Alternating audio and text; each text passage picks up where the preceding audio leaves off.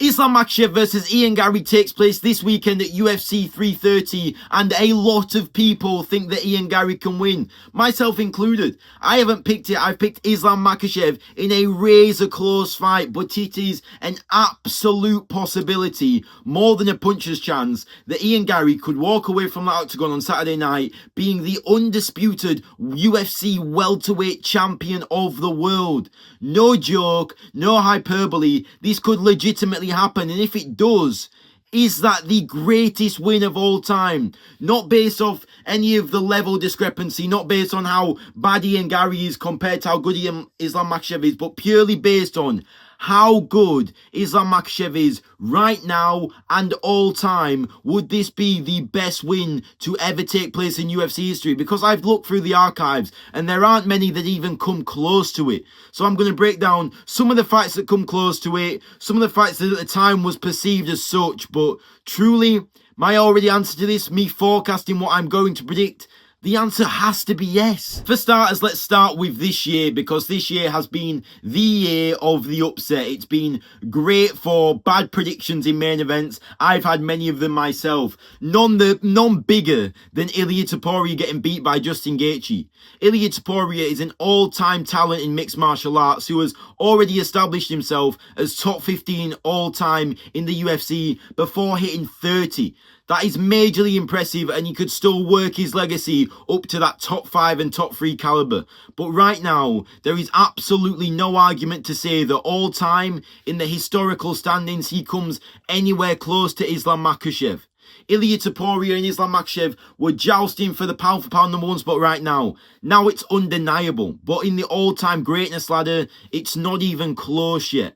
Islam Makhachev is at worst the 4th greatest fighter of all time right now. If he retired today, nothing else happened in his career, he would go down as worst, and I mean worst. The majority of people have him higher, but at worst top 4 all time, at max behind John Jones, GSP and Demetrius Johnson. So in my mind, when we're thinking about wins that are more prestige than beating prime Islam Makhachev, we have to go to those other 3 guys. Well, John Jones has never lost.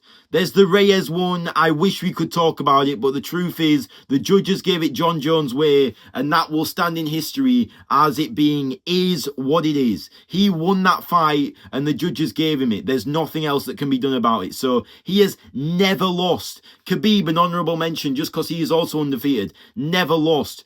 George St. Pierre, last loss was at 25 years old. That's right. He lost at 23 to Matt Hughes, 25 to Matt Serra, and did not lose again for his entire career, and avenged both of those losses. Don't get me wrong, they were great wins. The Matt Serra win, especially because of the discrepancy in what people thought about Matt Serra and George St. Pierre, that is an unbelievable win. But in terms of the heights that George St. Pierre reached, sure, a lot of guys peak young. You could argue that John Jones' best performances were at 23, 24, 25, but the actual skill of a mixed martial arting level, GSP hadn't even reached his prime yet. And his last loss was at 25 years old. So the level that GSP was at 25 years old, I don't think you can compare to a 34-year-old Islam Makhachev. Sure, the prime window for a mixed martial arts fighter in 2026 seems to be from the ages of 28 to 35.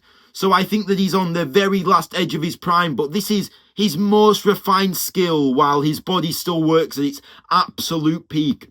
34 years old is, I think it's the best version of a fighter, the most intelligent version of a fighter, the most physically well-rounded version of a fighter, maybe not the quickest version of a fighter, but Islam Makhachev is almost definitely still in his prime at 34 years of age. I think him compared to a 25-year-old GSP does not compare. So John Jones never lost, GSP last lost at 25, and Demetrius Johnson is the only arguable one. Henry Cejudo beat him in a razor-close decision. A lot of people think that went to Mighty Mouse. You know, you can debate about it. It probably did. But like I said with the John Jones thing, Henry Cejudo got the nod. That's his win. That's a 31-year-old Demetrius Johnson who went on to do great things in other organisations in ONE FC. But I guess there's no debate about it. That's a prime version of Demetrius Johnson on a 11 title defense streak that can rival an Islam Makhachev. And people can have the debate. I think that's probably the closest debate there is now. Who is greater all time, Demetrius Johnson or Islam Makhachev? But Islam Makhachev, it just seems like he's getting better and better with each fight. And he fights so infrequently that when he does fight, you get the absolute best version. Demetrius Johnson had 11 title defenses. He fought frequently. In fact, probably not as frequently as some of the other guys were fighting back in that era, but for today's standard, how frequently Demetrius Johnson fought, he couldn't have been putting his absolute best version out there every time, and that's what Islam Makhachev does. Islam Makhachev will not fight with injury. He will not fight until it's absolutely right, the opponent's right, and he is ready. So that means you're getting prime for prime, every time they step in the octagon, the best version. The 16-fight win streak for Islam Makhachev, I haven't tallied the total time. I guarantee that it was a way longer breadth of time than it took Anderson Silva to gain his 16-fight win streak. So every time you get a polished, refined, improved version of Islam Makhachev, which is why I think that a win over Islam Makhachev in 2026 is more impressive than beating a 31-year-old Demetrius Johnson. I don't want to split hairs by it being a razor-close decision, but it was a razor-close decision. We can't ignore that. So then the aforementioned Chris Weidman knocking out Anderson Silva on a 16-fight win streak. Now, the intent of this video is not to go into the details of how the loss occurred, all right? There are excuses for every fighter. There are robberies in every fighter's career. So the showboating of Anderson Silva, I'm not going to make too much of a big deal out of it. Anderson Silva was, I don't want to dim someone's candle to lift somebody else up, striking heavy against a Chris Weidman who was revolutionizing the sport with his diversity in wrestling and power. Anderson Silva left his chin open time and time again, and it's a credit to his skill that he was able to avoid getting knocked out, but there were clear holes in his game, clear things to exploit even on a 16-fight win streak. The level of competition that he had to get through was nowhere near the level of Islam Makhachev. Islam Makhachev has faced a young Arman Sarukian, Dan Hooker, Bobby Green, Charles Oliveira, Volkanovski, JDM, Dustin Poirier, the absolute best of the best. I don't know if you can look at Anderson Silva's 16-fight win streak and say the same. There are seemingly no holes in his game. He's a elite defensive on the feet. His offensive striking is criminally underrated. Got the best judo in the game. Got the best wrestling in the game. Got top 5 jiu-jitsu in the game. One of the best submission artists in the game. His finish rate is unbelievable. There are so many.